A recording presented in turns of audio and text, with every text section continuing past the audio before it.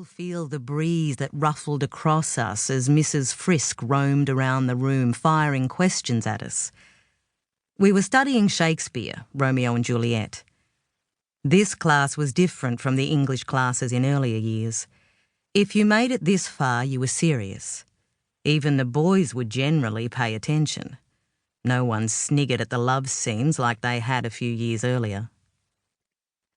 Rose always sat up the front, her back ruler straight from years of ballet, her thick caramel hair spilling down it like a wave. I always sat near the door on the other side of the room. I could look at her from there, watch her perfect movements. What do you think Shakespeare is getting at when he declares that these violent delights have violent ends? Mrs. Frisk's forehead beaded with sweat as she stalked around the edges of the room, stepping in and out of sun puddles. Well, it's foreboding, isn't it? Offered Kevin Whitby. You know they're doomed from the start. Shakespeare wants you to know that. He loved a good warning to set the scene. These days he'd be writing shit-hot anti-drug ads.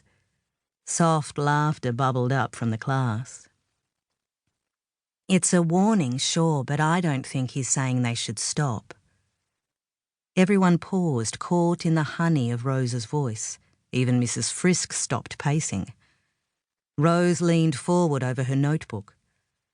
I mean, Shakespeare goes on to say, and in their triumph dies like fire and powder, which as they kiss consume.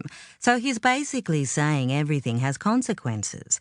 He's not necessarily saying it's not worth it. I think he's suggesting that sometimes things are worth doing anyway. Mrs. Frisk nodded enthusiastically. Rose makes an important point. Shakespeare was big on consequences. All of his plays circle around characters who weigh up the odds and choose to behave in a certain way based on their assessments. They didn't make great choices for the most part, said Kevin. They all had pretty bad judgment. I disagree.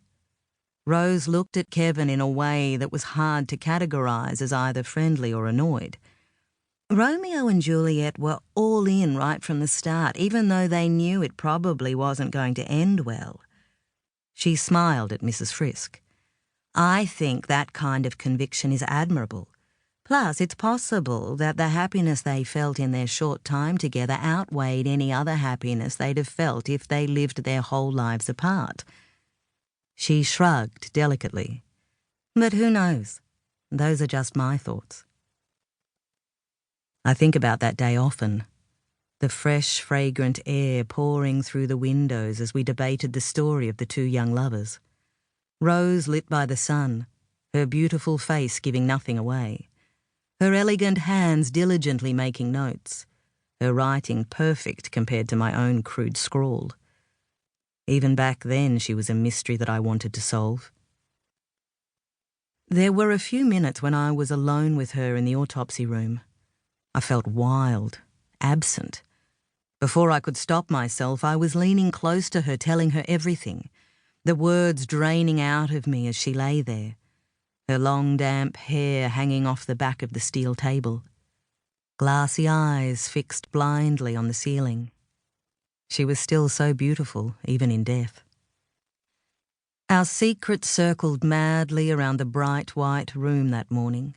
Rocking back and forth on my heels as I stood next to her, I knew how far in I was again, how comprehensively her death could undo me.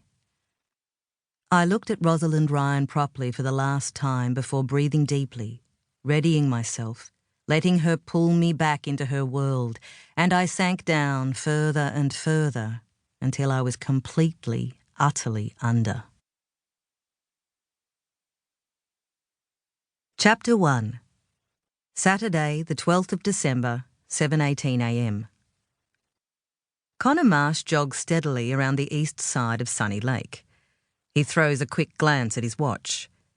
He is making great time, and it feels good being out of the house and running in the fresh air.